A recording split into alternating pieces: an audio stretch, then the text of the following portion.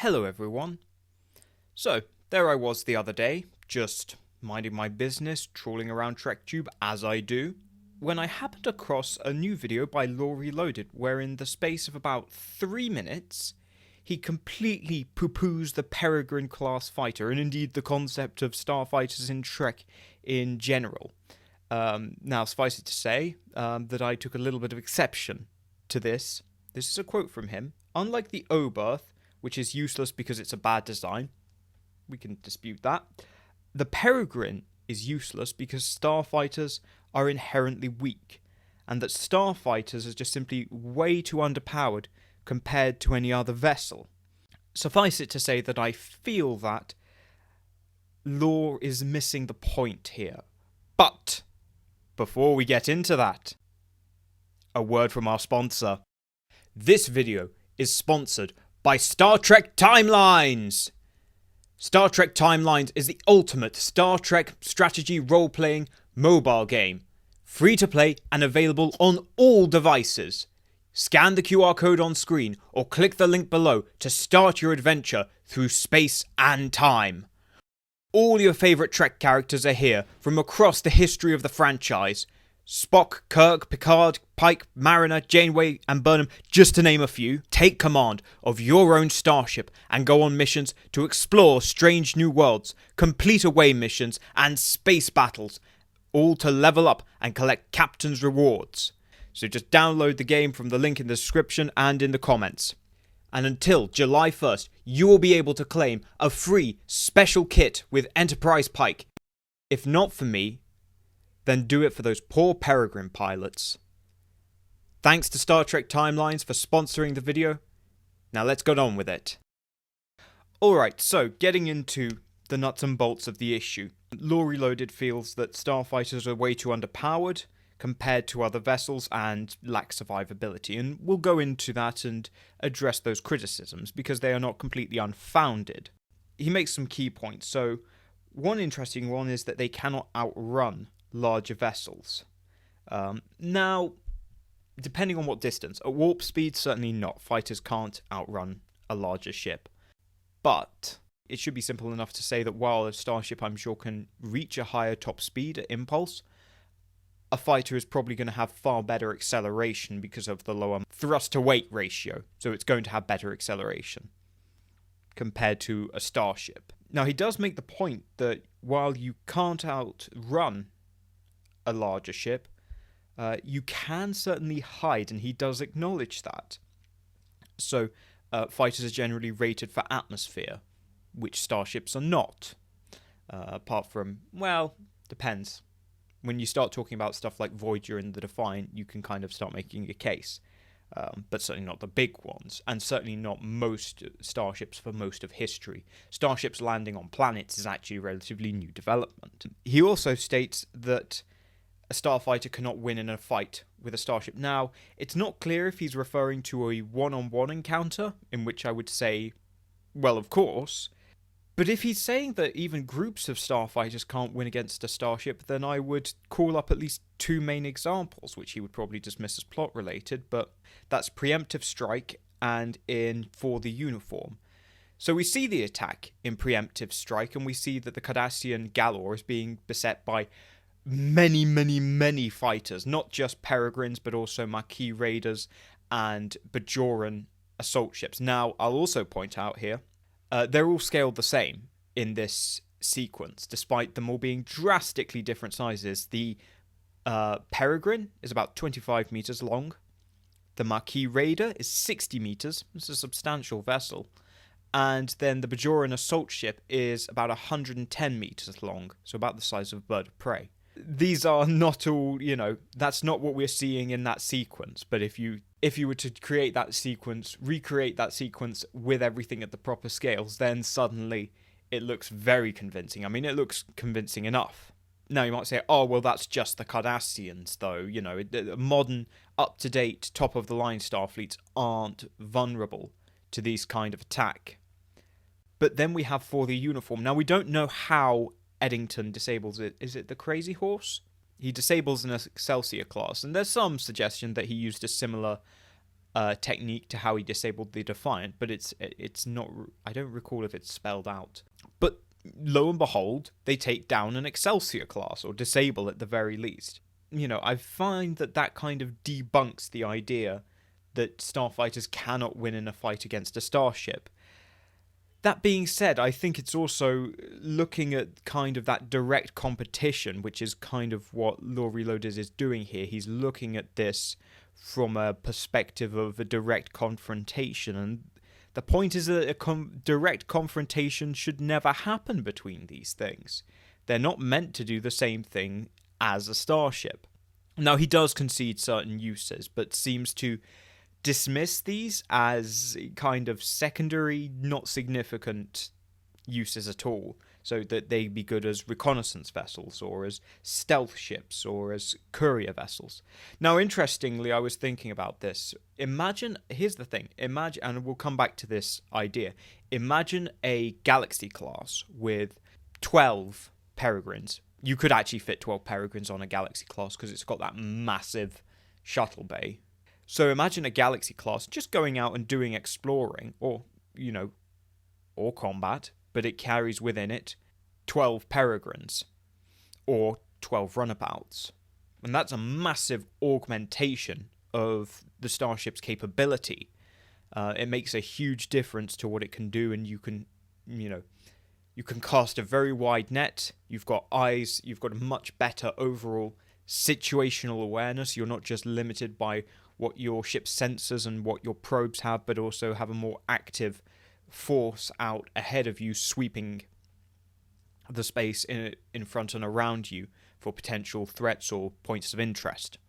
So there's a lot of value just in that, which he seems to dismiss as being not that significant. But the fog of war is thick, and in tactical situations, having scouts and reconnaissance such as that is extremely valuable. Even in World War I, where direct combat planes, certainly in air-to-ground or air-to-sea engagements, weren't that common. They were doing it, but they weren't primary force of engaging a seaborne target. Was, of course, with another seaborne vessel. You weren't going to really try and do it with your biplane, although they would later do that, and much to the Italians' chagrin in World War II, it worked. But, there's good, 20 years between that. So anyway, getting off my historical rant. Another thing he does, and I don't blame him, although bearing in mind this is the same guy who confused the Dominion battlecruiser for the Dominion battleship, so, maybe it is becoming a bit of a pattern. But he conflates the Peregrine and the Condor, the Maquis Raider.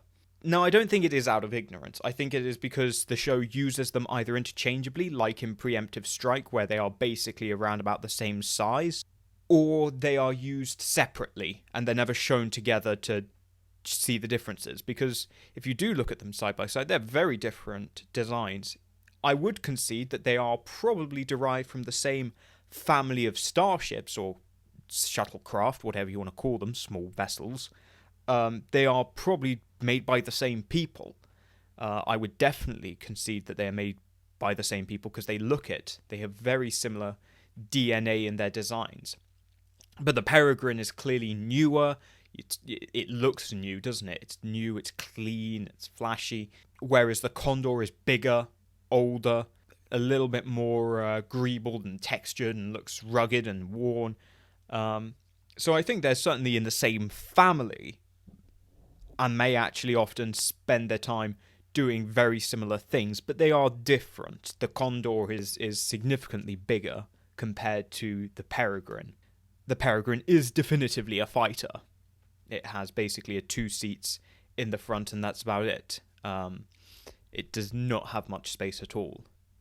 So actually, it's funnily enough, even though it's issued for civilian use, I wonder what civilians could make of something like the Peregrine, other than as something for tactical purposes, or as just a racing ship, compared to the Condor, which comes off very much as a sort of a utility vessel. It's a 4x4 in space, basically a Toyota Hilux in space.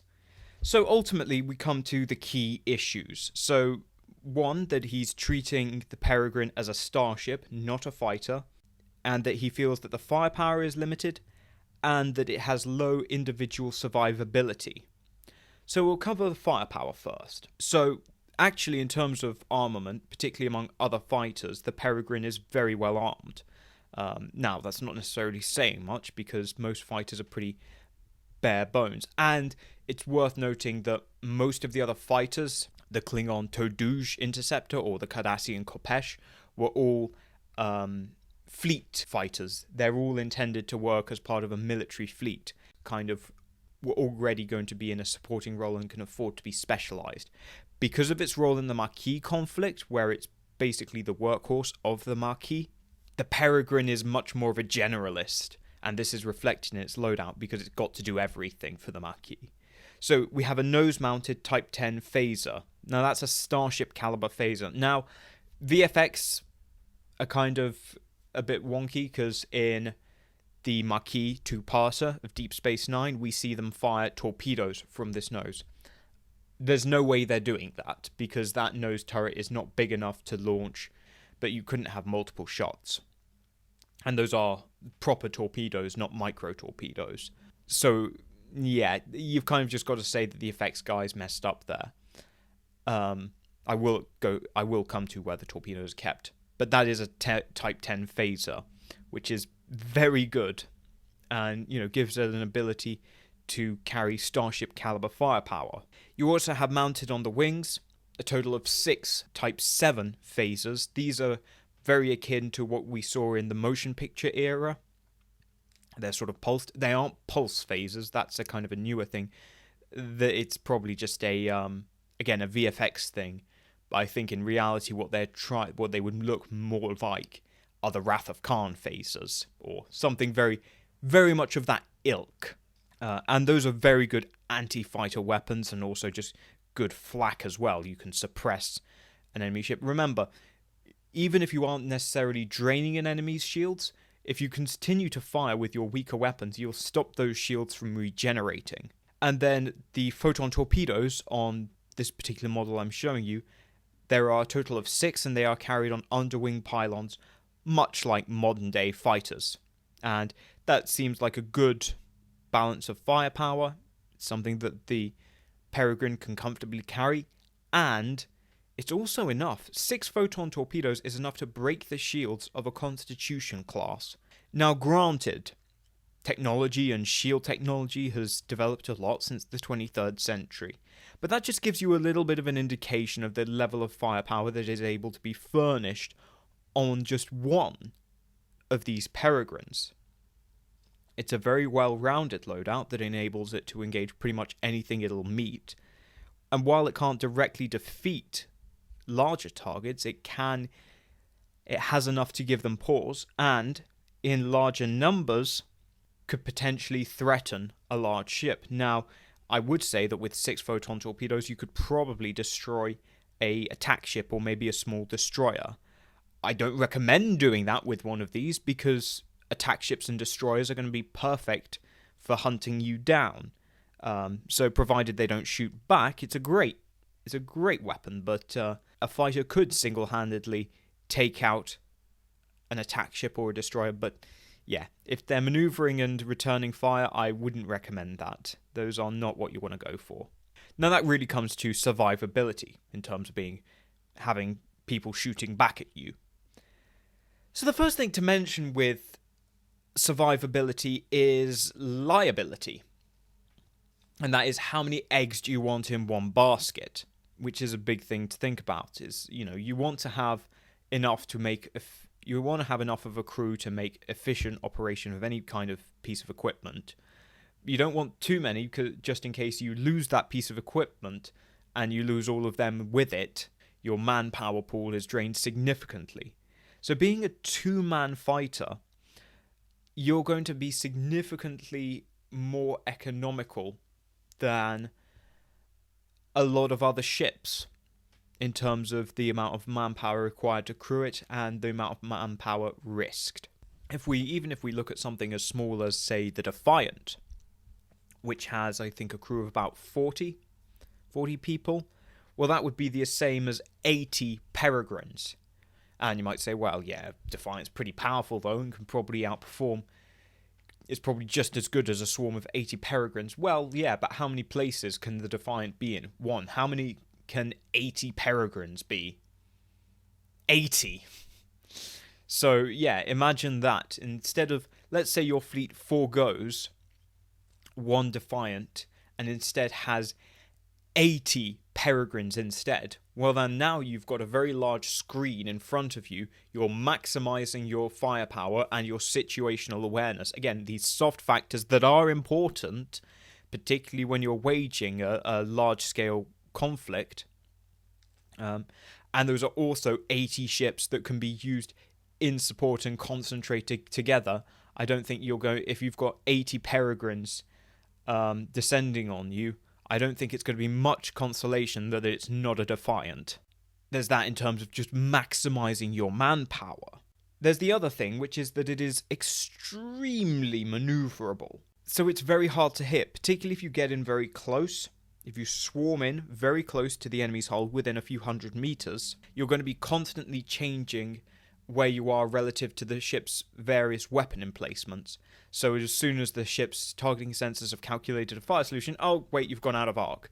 And then, no, you've gone out of arc again.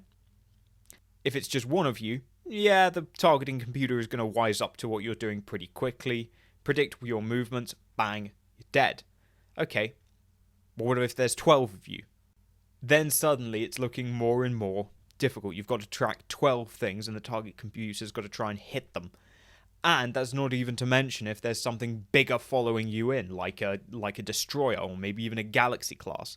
So all the while they're busy trying to take you out, trying to swat you little mosquitoes, a dirty great galaxy class will come barreling through and absolutely clatter them. So in that respect, it's a very useful distraction. And it also means that actually you'll get the enemy second-guessing themselves as actually, do they really even want to shoot at you? Or would they prefer to maybe just, I don't know, leave that to their fighters, rather than, which actually Lore Reloaded does point out. He does acknowledge that fighters are good against other fighters.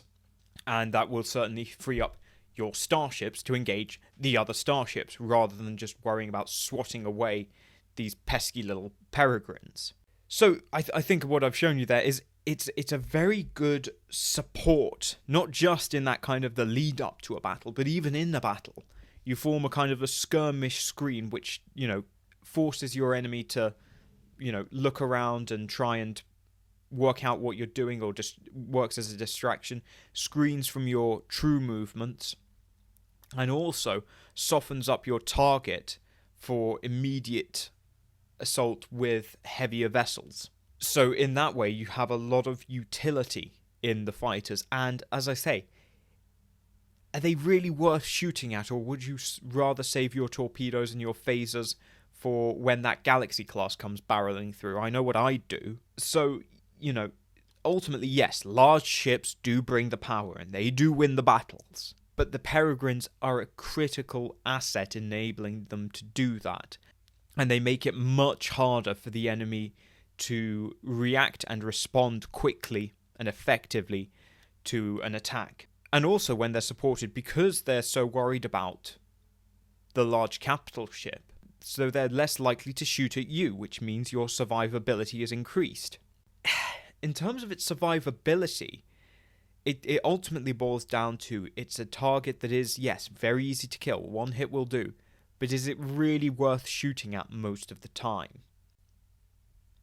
Like I say, if we take a scenario where we have a galaxy class, 3 to 4 galors, you'd probably say actually the galaxy might be in a spot of bother here. Well, what if we give the galaxy 12 Peregrines as well? Well, now you're talking, and now you are posing a multifaceted threat to the enemy. And they also offer the galaxy, just again in that general setting, it offers the galaxy greater utility in pursuing whatever its mission may be. It's another means by which you can accomplish or move towards your objective. And so ultimately the Peregrine serves as a good force multiplier, while the galaxy serves as a form of protection for the Peregrines. So fighters definitely make a difference, and the Peregrine definitely makes a difference. Not individually, but on a large scale. When massed together, again, and when properly supported and used intelligently, fighters do have a good use and a role in Star Trek space combat. Otherwise, they wouldn't be there. Period. But so, yeah, that is my vehement defense of the Peregrine. If I would pick a flaw with the Peregrine, it would be that it's too big. If I would, leave you with one flaw, one negative, it's that actually a lot of them don't fit in the starships that they would notionally be carried in. There's that. Those are my thoughts, and that is my defense of the Peregrine. So, thank you guys very much for watching. Thank you very much to Star Trek Timelines for sponsoring this video. Make sure to check them out. Link in the description and the pinned comment. Check them out. And I will now thank my members, my Navox, David Reeves, Tully DT, and Jeffrey Ballard. My commanders, Martin McConville, Jeff Hallam, Captain's Quarters, Miami Jules, Chase Rector, PQSK, Philip Ty, Bird Monster, Straight Talk Crypto, Mark Philippe, and John Nicole.